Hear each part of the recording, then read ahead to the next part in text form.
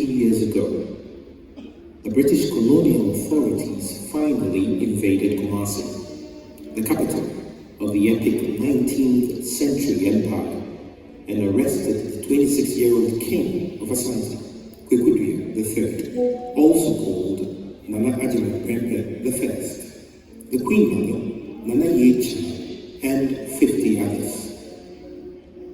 They were sent first to Elmina in the coastal area of what was then the Gold Coast as political prisoners, and then to Freetown, Sierra Leone, before crossing the Indian Ocean to the Seychelles Island aboard the SS Dakar. This was in 1896, and at the time, Ashanti had sent a mission to London to negotiate the terms of British incorporation of it into its colonial enclave. The mission was in London, where Joseph Chamberlain, the Secretary of State for the colonies, ordered the invasion. The arrest, which was meant to destabilize the empire and its leadership, led to the last of 8 Anglo-Ashanti wars of 1900, led on the Ashanti side by a woman, Yasatwa, Queen Mother of Idrisu, later exiled to join Prempeh and the others in Seychelles. It set the tone for the decline of one of Africa's well-built empires since the 1700s. Some of the exiles, including Nana Yechi and Yasatwa, died on the islands, but others survived, including Prempeh I, whose 27-year captivity is equivalent to Nelson Mandela's Robben Island experience. He was eventually allowed by the British to return to Kumasi, dying 10 years after. 120 years after, there is a successor king, also called Kwekudria, with the stool name of Ashanti II. He inherits, as Prempeh's great-grandnephew, an unbroken but diminished Ashanti kingdom. The historic visit he makes to the tropical islands nation, associated with paradise and described by the political scientist Salvat as prison without bars, was under different circumstances. No military escort of the imperial imprimatur, but in glory from an independent Ghana, guest of honor of the President of the Republic of Seychelles. Ivo Ajimandria, an analyst of Seychelles-Ashanti relations from the 1800s, traveled on the return of a king to Seychelles to continue his television interpretation of this most dramatic but also sorrowful episode in 19th century Ashanti's history, one of exile and dispossession into the unknown.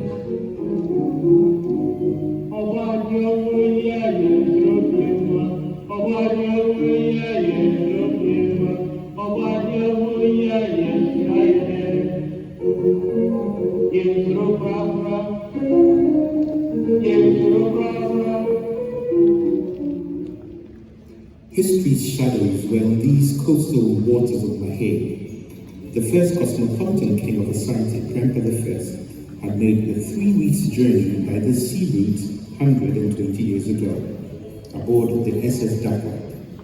His great-grandnephew, in a solemn, historic but long-awaited memorial visit, arrived by plane on April 22nd from South Africa to the Mahé International Airport as the sun sets on these blue waters.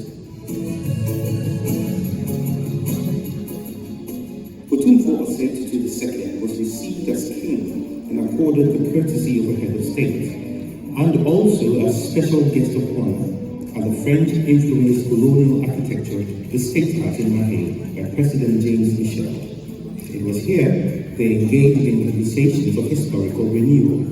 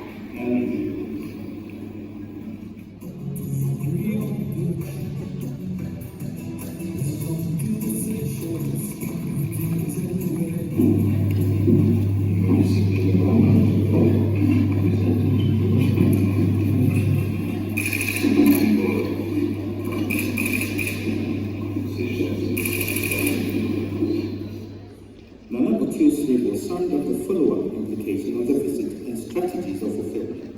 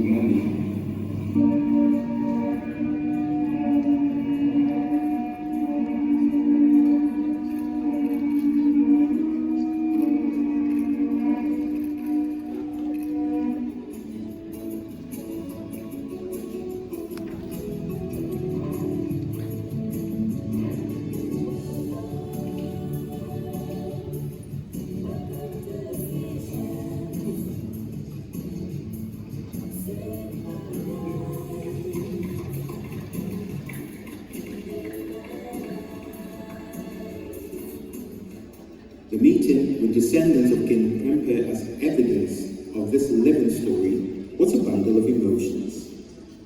Mary Prempeh and her 3 sons and a daughter are the only remaining direct descendants of Prempeh, though they are descendants of the other exiles.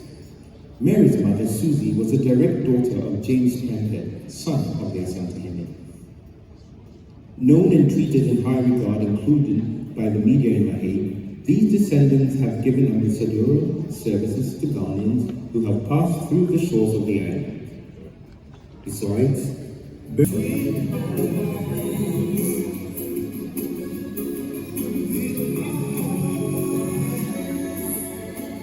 Susie shares the same birthday with the King Prempeh, December 18. Terry, born on September 11, was the same day the king arrived in Seychelles. And Andrew, born on November 11, was when King Prempeh departed the island back to Kumasi. I feel very proud to be with you today and very sentimental too. It's a very good day.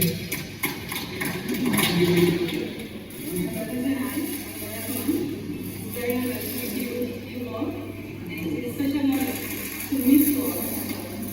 Because I was from Ghana and the Ashanti family and now Sitting as if we still feel our time before we know we are here. And for 150 years, since we go down the road, we haven't followed the Seychelles one of the folks that we finally we are here to meet. I think I was trying to do all the going to the road for our meeting. And the courtesy was connected when we were here. That affirmed the blood relations. The fact that you don't keep the church said, you go to what you say, it is not gratitude, right? It's a matter of your duty to the family. Bringing the family together. His grandfather also was exiled to Seychelles and he was also exiled. So it's all part of the same family. But we have come here and the invitation for that. For the next 3 days, we share this with you. We are now part of our delegation to take us to join us to the other side. We hope that one day we shall bring you to Kumasi to see how the other way so that we can have a look at the land. It's a great family, it's a great it's a great nation. And so we're not going to miss out, as we also miss out here where we are already. So we will get back to work. We have cousins and uncles who are still that we deem as necessary that we don't want to lose their roots. Or as we don't, want you also to use this partner to give you a better opportunity to bring us together. We certainly will be about it, we certainly will be a baby. We always will keep on reminding you that you are good like God. That you rest assured that you still have family, you still have family. Thinking about you, knowing that you are there. So we thank you for coming.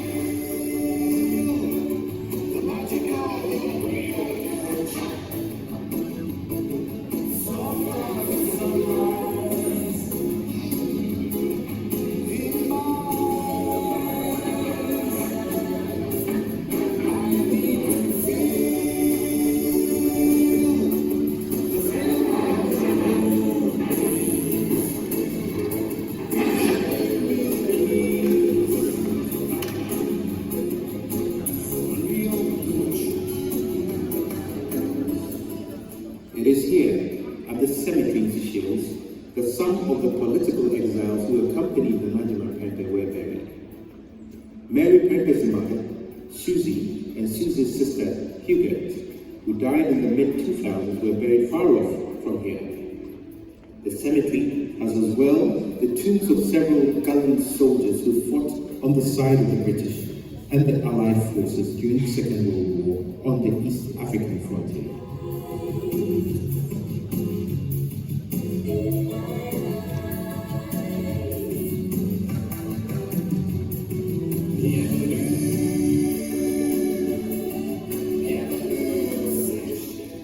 The current Queen Mother were assisted by the Minister of Tourism, Culture and the Creative Arts, Elizabeth Ofusu Ajari, later read on behalf of Ashanti and Ghanaian women, and their Chapepini Oniba Edusei on behalf of Ashanti.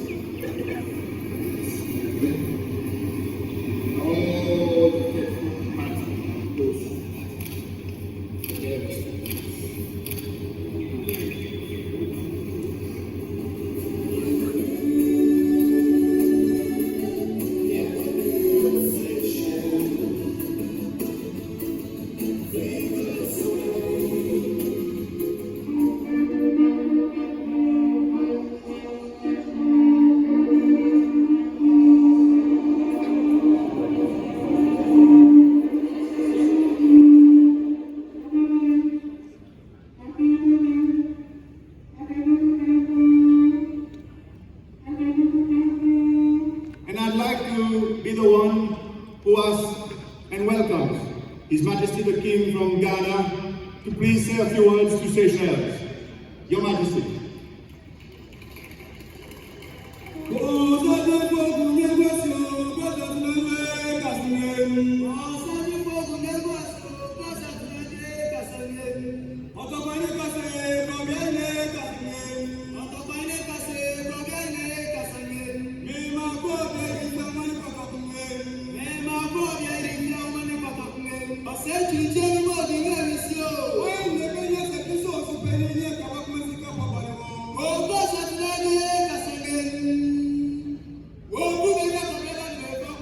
For years to come, Seychelles will live with the memories of Cardinal Victoria and the vignettes of his highlights, the king's big umbrella, his headgear or crown, the smoothing voices of the royal poets or Prempeh amidst the ivory trumpet antiphonies, as well as the punctuation of his speech with linguistic affirmative approval. So, Your Excellency, President James Michel, Your Excellencies, Your Royal Highness, Your distinguished ladies and gentlemen, 15 years ago, Your it became my dawn privilege to ascend the golden stool as the 16th king of the Ashanti Kingdom. Your great country, Seychelles, has been gracious enough to invite me and my delegation to make a symbolic return to the island, and we have chosen what we think is the right moment for this memorable voyage into history.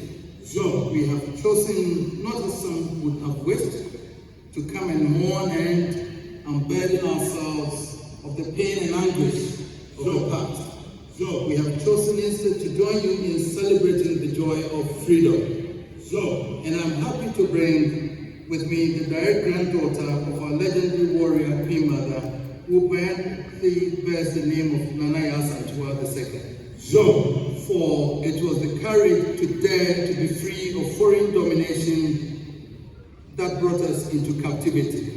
And your island was chosen for a refuge because, like the Gold Coast, you two were a colonial outpost. Today, we are liberated within a strong, sovereign, united Ghana, and you too are liberated. So we join together in freedom to celebrate the creativity of our people, expressed in song and dance, poetry, and in the fine arts. We salute the government of the Republic of Seychelles under your wise president on the organization of this carnival, and particularly for the effort to make it a focal point for international cooperation and the expression of authentic African culture. The more opportunities we create for the peoples of Africa to share and exhibit their inherent talents, the greater the process for achieving genuine unity and removing the sources of discord. When hearts are joined together to sing and dance together, there can be no room for xenophobia. Our destiny lies not in cutting each other adrift, but in joining our minds together to think, search, to innovate, and to create. We have come to join you today to send this message to this troubled world that it is possible to rise above the pain and anarchy of history, to let go of the past and focus on the things that are beneficial to the well-being of our generation.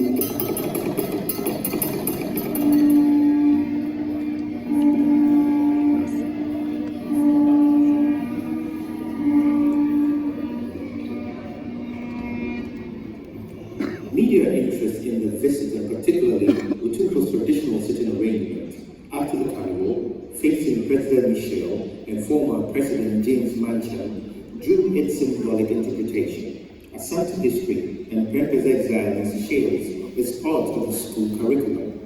In a newspaper article by President Manchin asking for a serious public and government debate about the guest's speech generated this side discussion.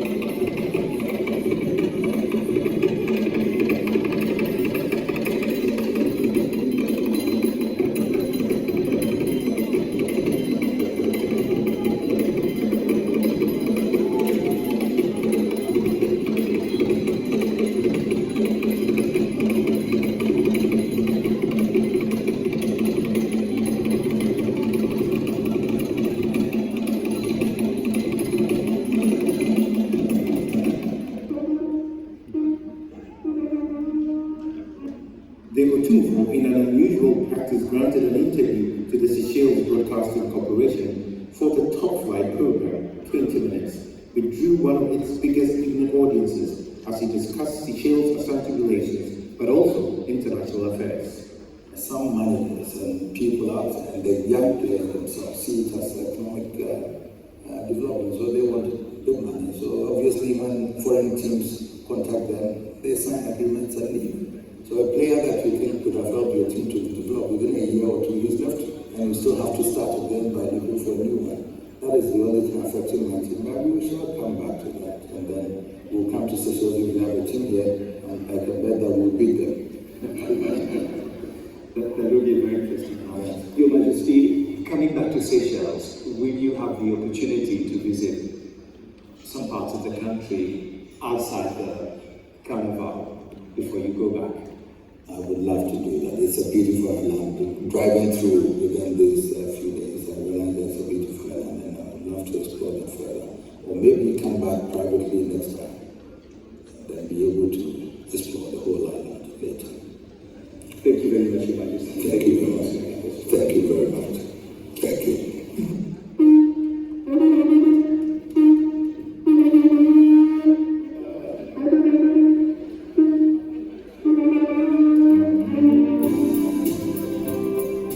If the descendants are living products of the exile story, the plantation house here at Le Rocher, a district within Mahé where Prempeh lived and still standing, is a resilient symbol of narrative. Rented from a French family, the annexed by the British, it was within this enclave that the Ashanti village, homes of the other political exiles were until Prempeh moved into the property. Nearby and far off from here, the British had kept other anti-colonial leaders from the empire, including those from Palestine, diddy of the Maldives, Archbishop Macarius from Cyprus, who became leader of independent Cyprus, the Kabaka Mwanga of Uganda, and the Sultan of Dera, Malaysia, Abdullah Jafar Morathan, in the roll call of resistance leaders. With the exception of this property as a historical heritage, all the others are gone to regeneration enterprises or redevelopment by private owners. But for minor renovation, this property is as Prempeh lived in. It was in this house that he was taught to read and write in English, and at a relatively short time to the scribe of his instructors. It is here that most of the over 1,000 correspondences he exchanged with the British colonial officers were written, and most probably where he wrote with the guidance of his mother, Nana Yinchan, in 1907, the first Ashanti interpretation of empire history, the history of Ashanti kings and the whole country itself. But by traveling with 52 other chiefs and queens symbolic of the exile, Otumfo Asante II did not only seek to reenact history, but to situate his thinking of the present into the past. It was at this same spot that Prempeh was photographed with the exile group. His great nephew will record his presence with his entourage the same way. The changing face of history are the place of their desolation. He leaves with mixed feelings but congratulates the Adams family for keeping the heritage of his uncle and of Asante Man's interest in his present and future preservation.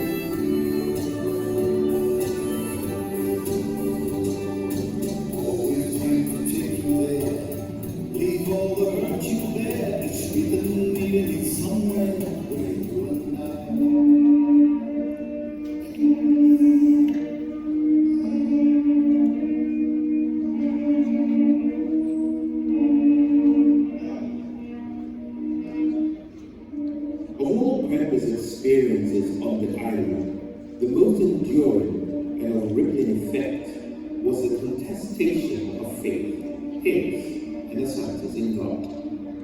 It was not in doubt as far as they were concerned. The British, when Queen Victoria was empress of much of the world, had converted and given him the Christian name of Edward. At the St. Agnes's Anglican Church, where he was baptized, though it would be in this church, St. Paul's Anglican Cathedral, he worshipped most of the time.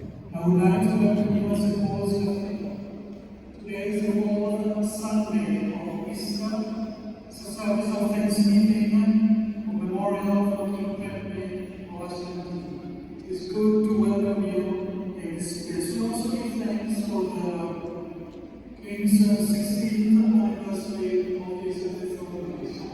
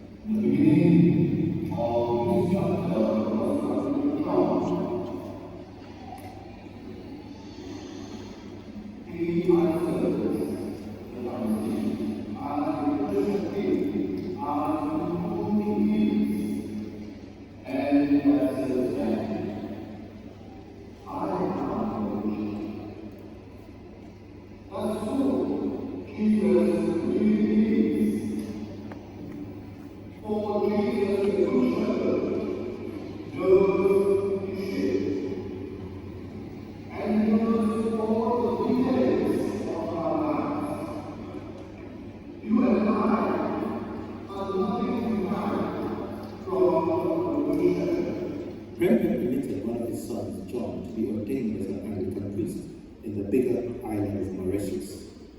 It was a pacifist act to the British in commitment of faith. Paul Boateng, born during the exile with his brother, Thomas, later explained that, "I do not think the elders sat down and rationalized whether they would convert or not. They found themselves in an alien context. Here, in Seychelles, the people drew comfort and strength from God, whom they worshipped in a different way. It was the same God as far as the elders were concerned. It was later that they had to decide on a Christian denomination."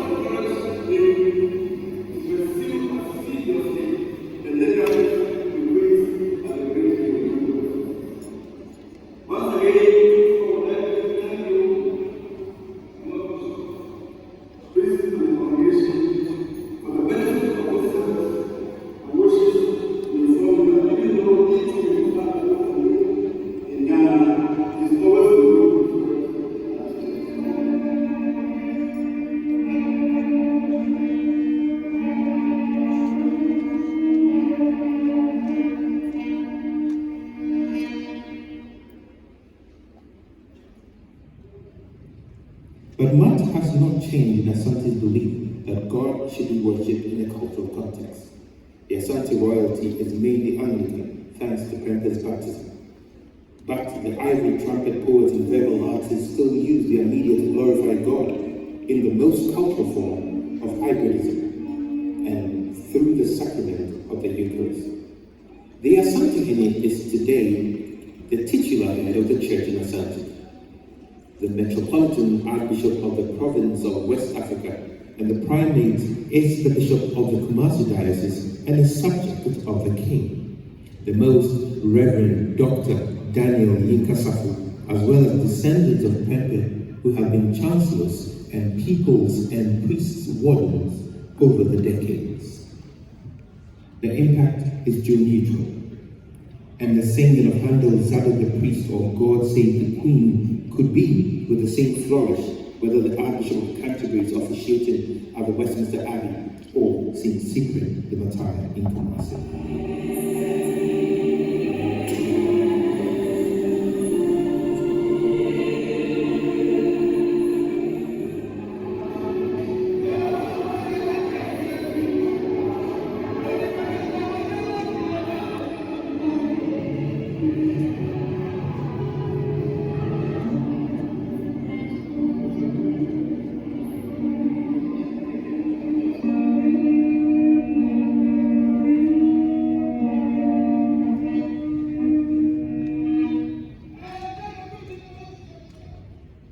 A century and 2 decades of a young king's exile is remembered with deep meaning. Hawkish historians tend to treat Prempeh's reign with peripheral analysis and overlook his reason and power at the time. When resistance to an arch-imperial intention of destruction did not always lead to resolution at the crossroad of history, they turned to forget also that throughout the period, he was the testament of cultural faith and its defense through history writing and the elegy of letters. The personally taught history of his people to the new generation born on the island and celebration of Ashanti festivals. That he also became a sorrowful figure of cultural bereavement, having to bury his parents and other elderly chiefs in a foreign land without due honors as leader of the exiled group. He has written in one of his letters that of the 54 people I came with, there remain only 6 chiefs, and out of the 6, 1 is blind. The remaining are old and ill. This has created more loneliness as compared to when we were so crowded. These letters of melancholy created nationalistic protests from the intelligentsia in the Gold Coast, including from Nana Oforiato I, E.J.P. Brown, Dr. B.N. Porte, Papafield, the lawyer J. Casely Hayford, who said Prempeh should be allowed to die in his own land. Yet he still had the sanity of preservation, even at a point when he had reached the limits of his powers. If he had not been strong at the time, Ashanti would have been weaker today. He would not also have been able to sponsor as progenitor the transition of Ashanti into the 20th century modernity.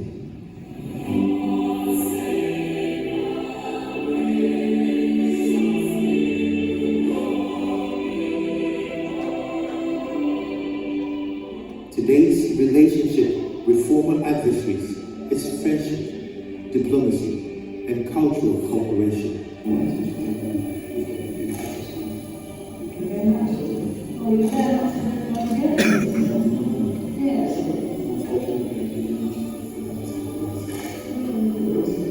And we didn't have time to travel outside the park.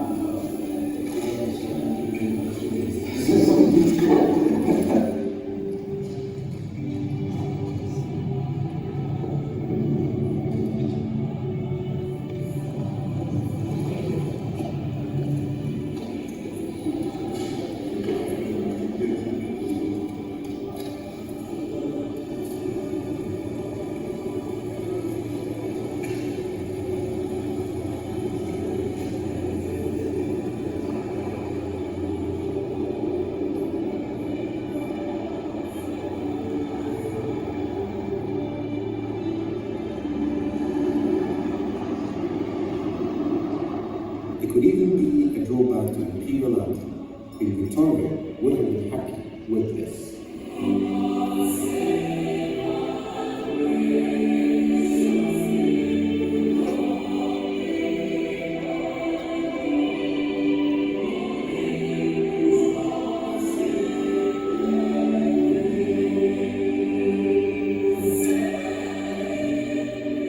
But the leaders of old also believed in fate and the destination of its course, whether through layers in the deep forest, across streams or oceans. The path crosses the stream, they said. The stream crosses the path. Which is the elder? They once asked as a puzzle of sometimes life's dilemma. For they knew, if only for rhetoric, that the path was of long ago.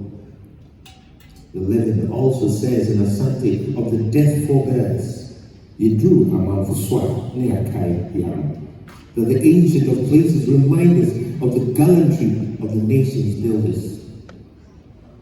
And so it is that a nephew remembers a great uncle.